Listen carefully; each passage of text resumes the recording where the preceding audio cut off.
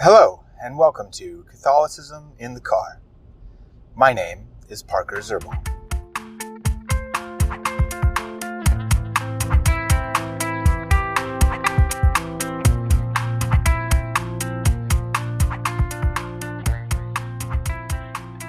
Today I want to talk about a disconcerting trend that has been going on in the Catholic Church since before Vatican II to a certain extent, so before the 1960s, but especially after Vatican II, this trend has been happening.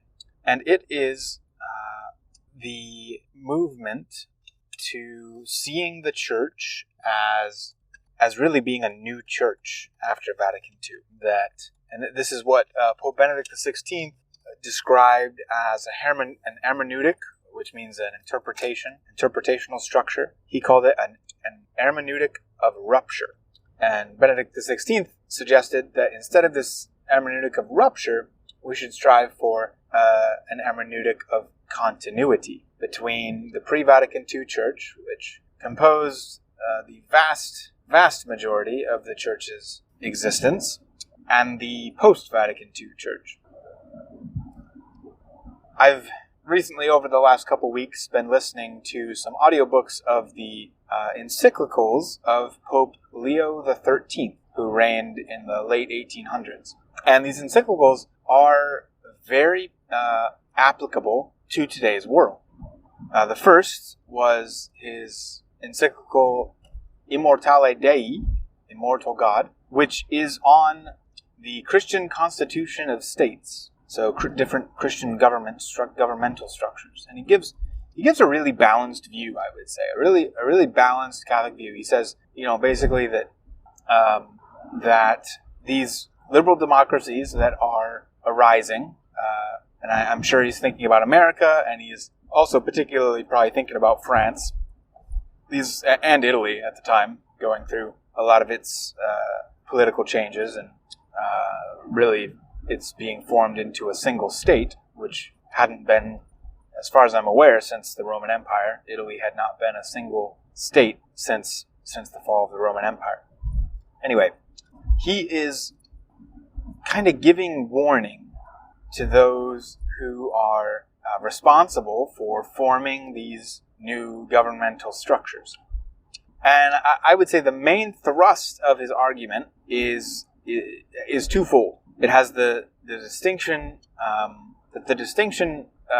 of separation of church and state leads and will inevitably lead to atheism. And also, the second point was that the distinction between liberty and license. Okay, that true liberty, true freedom, is to do what one ought, whereas license is to do what one can. Okay. So anyway, I've been reading through this and some other encyclicals of his via audiobook. And by the way, if you are interested in that, Catholic Culture Audiobooks has some good ones of his, and other encyclicals as well, including Rerum Novarum, the one on marriage, Casti Connubii. Anyway, those were by two different popes, which the distinctions are escaping me right now. But very, very good encyclicals, very enlightening. Anyway, so put out by Catholic Culture Audiobooks, which is a podcast you can find on many podcast streaming services, and you can also find a lot of these encyclicals on LibriVox, which provides audiobooks of writings in the public domain. And I believe anything is in the public domain after 100 years from its initial publication. So why am I bringing this up in reference to this Hermeneutic of Rupture that Pope Benedict XVI talks about? Well, because as I'm reading these, in the first part, it would seem that these encyclicals, these older encyclicals, of course, they do not contradict what has come after the Council, as long as the Council is being interpreted correctly.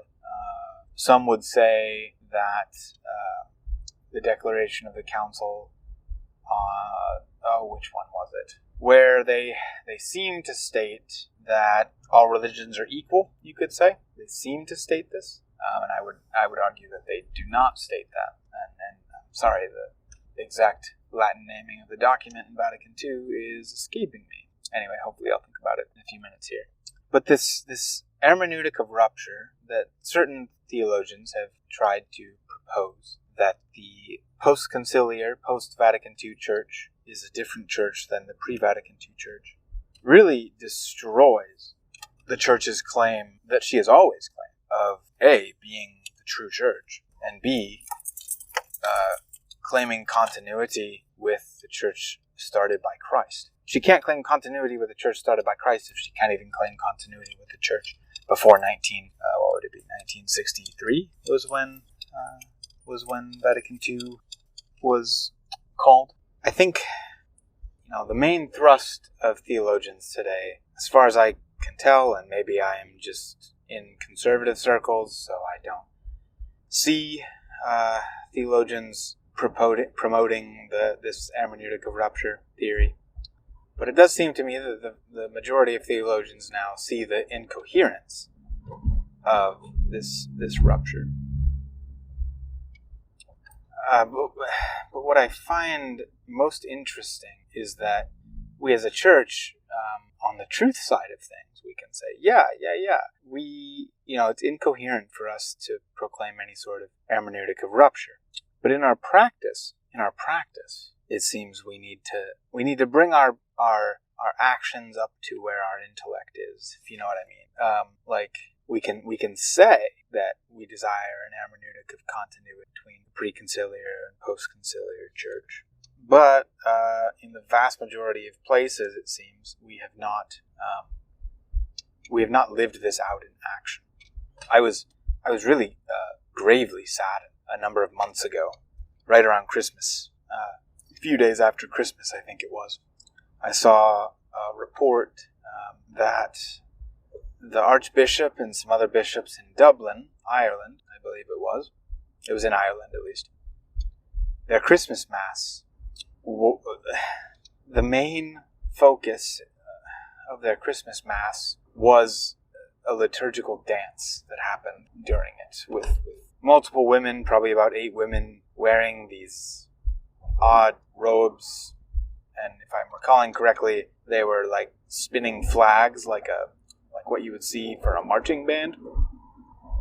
And they were doing this, they were kind of staggered around the altar, and from what I remember, this church was a more circular, structured church, which, in my opinion, is not ideal. Anyway, that's yet another matter. But there were these liturgical dancers going on, completely distracting from the liturgy, and this was during the liturgy of the Eucharist within the Mass. One moment, my wife is calling me.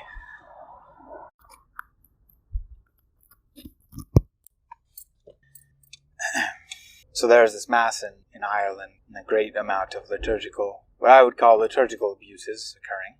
And I'm not someone that says that we should go only back to the Latin Mass, the Tridentine Mass. I don't say that. Now, would I be disappointed if we did? No, I would not be disappointed. But I don't think it's possible, really, save a miracle of God, or it may not even be prudent for the Church to go back to that liturgy as being its primary form. Its primary form of the Mass. And I saw another video around Christmas time of a church in Chicago, in Chicago, where they were using some sort of a canoe type deal thing as a vessel to hold the Eucharist in, the Eucharistic species under the form of bread. And the priest just kind of literally just grasped the Eucharist in order to place it into other vessels, and ended up spilling a bunch of it on the ground and on the altar as well, and just kind of nonchalantly just swept it up into his hand, and like it was just bread. It's horrible. This is why people don't believe in the Eucharist anymore in the Catholic Church. I think it's something like 80% of Catholics do not any longer believe in the real presence of Jesus in the Eucharist. It's a tragedy. Anyway, those are my thoughts on this hermeneutic of rupture. Thanks.